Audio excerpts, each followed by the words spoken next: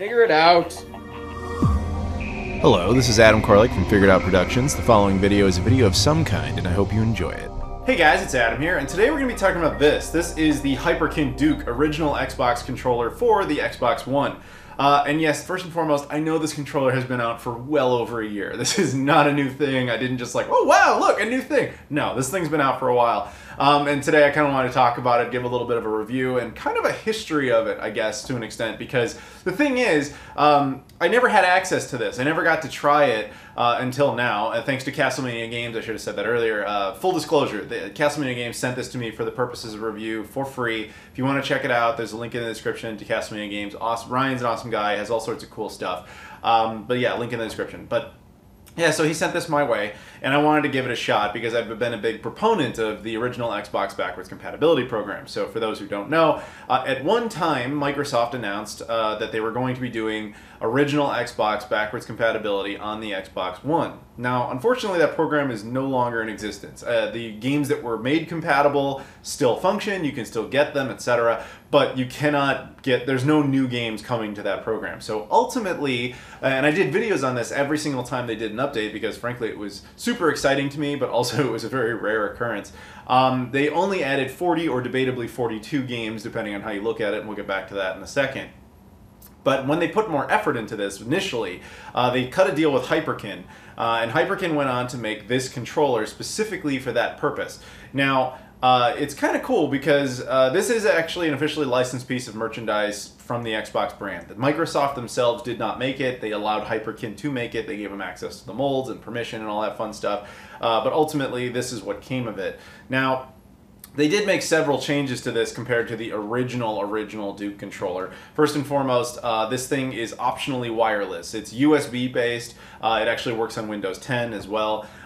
You can disconnect, as I understand it, you can disconnect, I haven't used it yet, it's still sealed up, but you can disconnect the USB cable so that it can function wirelessly or not. The big jewel in the center there is actually a screen on this one and shows an animation of the original Xbox like boot up logo. Plus, they made some other modern changes. They also, obviously there was no need for the memory card ports that existed on the original controller, so they just kind of blocked that.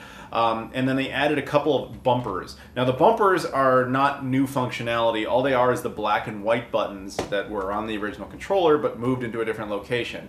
So you have the choice. You can play it the way it originally was, or if you've become more used to the whole thing with bumpers, you can have it there. I like that they gave you a choice, but to be honest, I find that to be almost pointless. The reason you would possibly want that, in my opinion, and I could be wrong, is if you wanted to use this controller to, say, play modern stuff, then you wouldn't have to remap mentally, you know, what the white and black buttons are. But to me, the whole advantage to having this controller exist is if you're playing original Xbox games and they say, hey, press the black button, press the white button, whatever, it's nice to actually press them on the real controller and not have to think about it. So using the trigger, I don't know.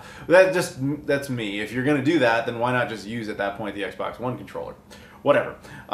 Yeah, so those are the basic differences they made up front. Now, like I said, ultimately there were 40 or 42 games. Now, the reason that number is somewhat in dispute is they added 40 that are indisputable. They're just straight up original Xbox games that now work. Where it gets a little goofy is they added two others that are slightly bizarre. The first example would be GTA San Andreas. So what they did in that case is they actually made the Xbox 360 version of the game backwards compatible. And they decided, hey, if you have the original Xbox disc and you put that in, it will recognize it and it will download an Xbox 360 build.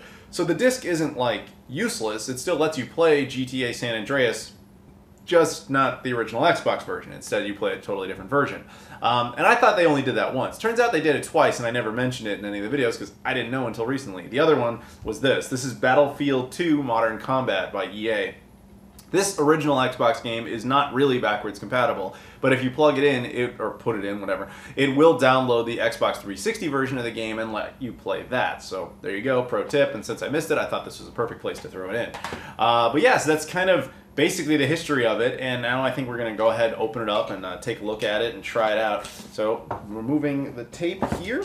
I gotta admit, the packaging is pretty neat. It's not what the original Xbox controllers looked like.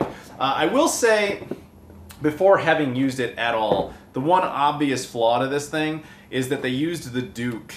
you know, as opposed to the controller S model.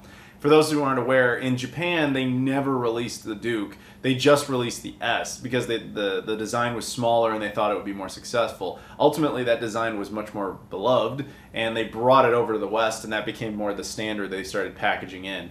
I'm really surprised that they went with the Duke. Aside from nostalgia, I don't know whose decision that was exactly, but it just seems kind of strange considering it. In my opinion, it was not the superior version of an original Xbox controller, but it is what they ultimately did. I remember going to, I think it was PRGE, Portland Retro Game Expo, and I saw people at Hyperkin promoting this thing, and I asked them if they were ever going to do an S model, and they had no idea what I was talking about. So I can't help but wonder where the disconnect was there, but that was the case. Anyway, inside, there's this nice foam bumper type of thing to kind of keep it safe, and then there's a sticker on here that just says, it's just basically a quick start guide on how to use it, which I can't imagine is particularly complicated. It must be plug and play, so whatever. And then we take the controller out, put it there, and of course it comes with a USB cable, and that's pretty much all there is to it. Now the USB cable looks to be it's a micro USB, so not USB-C or anything like that. And then you can plug it into the controller and then connect it, of course, immediately to the console or to, as I said before, a Windows 10 PC. Now, holding it, you know, as would be expected, it feels basically exactly the same. There are various changes to it. They took the Microsoft molding out. The matte finish it's not textured anymore. The start back buttons no longer say back and start. In fact, they just use the button like layouts or the images that are on the Xbox One controller. The buttons, like the face buttons, are actually different plastic designs. They're not the same. They're more transparent. Black and white buttons look basically the same. The white one looks more white, but that could just be due to time. As I mentioned, there are these bumpers up here. And apparently the triggers appear to be the same, but aren't necessarily the same. And obviously where the wire came out at one point, there's now a USB port. And then on the back, rather than having, you know, Microsoft's official stuff, it says Hyperkin and all that stuff. This was made in Malaysia, this one was made in China. So yeah, that's basically the face of it. Now, unlike, say, the Retrobit Sega Genesis controllers and Saturn controllers, this is not compatible with an original Xbox. Do not get it for that purpose. This is not a new original Xbox controller. It is essentially an original Xbox controller for use on Xbox One. Now, interestingly, they never did this with Xbox 360 controllers. I always thought that would have made sense to have Xbox 360 controllers function on the Xbox One. In fact, it made so much sense in my mind that I never even bothered to test it. I just assumed that would work. But I never felt this great desire to use them because the Xbox One controller is perfectly capable of playing Xbox 360 games kind of without missing a beat, in my opinion. But before making this video, I decided to be sure of it. So I Googled it, and people said that, oh yeah, you can do it. It's just kind of a little wonky. And so you need a wired controller, or you need one of those like wireless dongles that you use for PCs. So I actually have a wired controller, and I tried to use it, but the Xbox One would not recognize it. And I don't know if that was just me or what. So it's kind of funny that you can, unless your experience was different, because I sure could not get that to work. Unless you have that working, it's kind of funny you can use an original Xbox controller on there, but not a 360 controller in a way. Alright, so I've been using it for a while, and it's time for final thoughts. Not a whole lot to say, just a couple of points. First and foremost, this controller, as expected, has full access of the Xbox One. You can completely use it if you actually want to, instead of a regular Xbox One controller. The only part I was kind of iffy on was how does that work with the home button. But as probably a lot of you concluded, but I didn't really think of right away, the jewel here, which, as I mentioned before, acts as a little boot up screen to show you the Xbox logo, also is the home button. If you push down on that, it has functionality. So that's cool. And so what I ended up doing is I played Star Wars Battlefront 2 for a very long time. This is one of my favorite games on the original Xbox, and this was actually the first time I had played it since they ended the backwards compatibility program, because one of the last things they did is they also added a whole bunch of free DLC for games like this. This one got tons of stuff that it had back in the day that was previously inaccessible. So it was the first time I got to play the new maps and extra characters and all that stuff really in about 10 years. That was a neat little experience. So I played that for quite some time with this controller.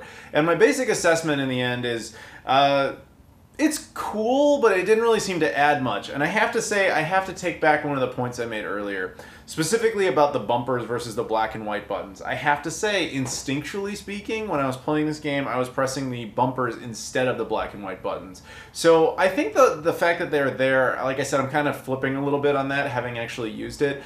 I was always supportive of the idea that they had both. That was kind of nice. But yeah, I have to say, instinctually I did that. But the problem is, then if that's your instinct, then you don't even really need this controller, to be honest with you. But that was a one game situation. It could definitely be true that when you're playing certain games, or what they probably envisioned is having more games, that this controller would be more useful. In the end, there are only 40 games that really would be optimized for this controller, and in one such instance, I never even found the need to play with the black and white controllers, and it suffers all the same problems the Duke always suffered, which was it was never really that great of a controller. It was always just a little too big, too clunky, and I frankly never really liked it. I think I would have enjoyed it more if this was an Xbox One S remake. Then I probably would like it more.